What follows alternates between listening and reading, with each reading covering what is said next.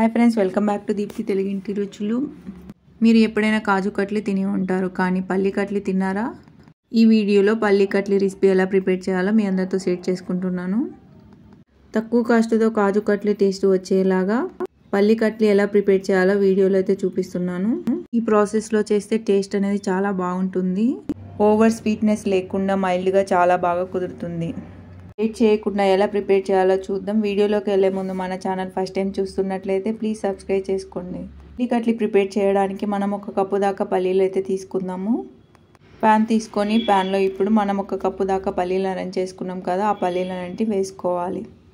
పల్లీలు వేసిన తర్వాత దోరగా నిదానంగా అయితే మనం ఫ్రై చేయాలి. మనం ఈ పల్లీలు వేసిన తర్వాత లో ఫ్లేమ్లో ఉంచుకొని ఫ్రై చేసుకోవాలి. పల్లి కట్లీ టేస్ట్ పల్లీలను ఫ్రై చేసే విధానంలోనే ఉంటుంది. ఈ పల్లీలను హై ఫ్లేమ్లో ఉంచి ఫ్రై చేయడం కన్నా లో ఫ్లేమ్లో ఉంచి ఫ్రై చేసుకుంటే మనకు లోపల గింజ వరకు కూడా బాగా ఫ్రై అయ్యి మంచి కమ్మదనాన్ని ఇస్తాయి. పల్లీలన్నీ ఫ్రై అయ్యి చల్లారిన తర్వాత వీటిపైన ఉన్న పొట్టునైతే తీసేయాలి. పల్లీలన్నీ చల్లారినాయి అనుకోండి, మనకు పొట్టు అనేది ఆటోమేటిక్గా రిమూవ్ అయిపోతుంది. ఇలా పప్పు చెక్క తీసుకున్నాను. మీరు ఏవేలా చేస్తారో అలా మొత్తం అన్ని పల్లీలన్నీ కూడా ఇలా పొట్టును తీసేసుకుందాము.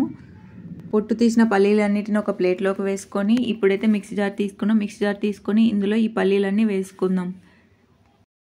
పల్లీలన్నిటిని వేసి బాగా మెత్తగా గ్రైండ్ చేసుకోవాలి. పల్లీలన్నీ గ్రైండ్ చేసిన తర్వాత 4-5 ఇలాచీలు అయితే వేసుకుందాము. ఇలాచీలు మనం పల్లీలను గ్రైండ్ చేస్తాం కదా, అప్పుడే వేసుకోవచ్చు, లేదా ఇలా గ్రైండ్ చేసిన తర్వాత వేసి మరొకసారి గ్రైండ్ చేద్దాం. ఇలా మెత్తగా ఫైన్గా గ్రైండ్ చేసుకోవాలి. ఇప్పుడు స్టవ్ మీద ఒక ప్యాన్ పెట్టుకోండి. దానిలోకి ఏ కప్పుతో మనం పల్లీలను తీసుకున్నామో ఆ కప్పుతో 3/4 కప్పు అయితే షుగర్ తీసుకొని వేయాలి. 1/2 కప్పు వాటర్ అయితే వేసుకోవాలి. అంటే మనం వేసిన చక్కెర మొత్తం వాటర్లో కలిసేంతలాగా వాటర్ని అయితే తీసుకోవాలి. వాటర్ని చాలా తక్కువగా వేసాం కాబట్టి పాకం రావడానికి మనకు ఎక్కువగా టైం పట్టదు. ఓన్లీ షుగర్ అంతా మెల్ట్ అయిపోయిందనుకో పాకం రెడీ అయినట్టే. షుగర్ మెల్ట్ అయ్యేంత వరకు కూడా లో టు మీడియం ఫ్లేమ్లో ఉంచుకొని ఇలా స్పూన్తో తిప్పుతూ మొత్తం షుగర్ని మెల్ట్ చేసుకోవాలి. షుగర్ సిరప్ ఈ కన్సిస్టెన్సీలో వచ్చిందనుకోండి, మనం ఈ టైంలో ఒకసారి పాకం అయిందా లేదా అని చెక్ చేసేద్దాం.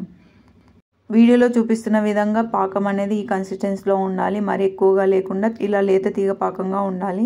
పాకం రెడీ అయిన తర్వాత మనం ముందుగా గ్రైండ్ చేసి పెట్టుకున్న పల్లీల పౌడర్ని అయితే ఇందులో వేసుకోవాలి.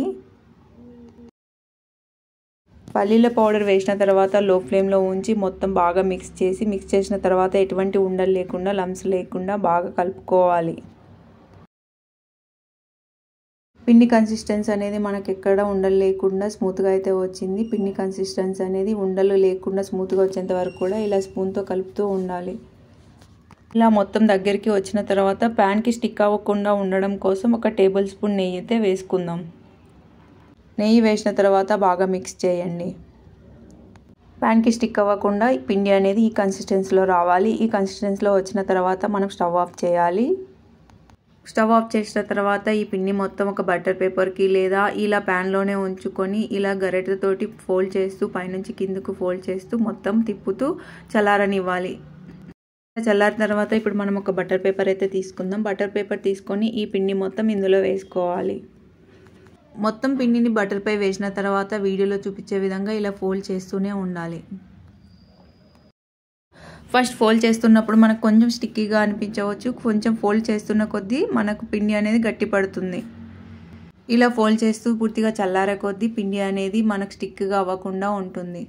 మనకు పూర్తిగా టెక్స్చర్ అండ్ పర్ఫెక్ట్ కన్సిస్టెన్సీలో అయితే వచ్చింది పిండి. ఇందులో నుంచి కొంచెం పిండిని తీసుకొని చూసామంటే ఈ కన్సిస్టెన్సీలో ఉండాలి. ఈ కన్సిస్టెన్సీలో ఉందనుకోండి, పల్లి కట్లీ విరిగిపోకుండా చాలా సాఫ్ట్గా గట్టి పడకుండా కాజు కట్లీ లాగా అయితే ఉంటాయి.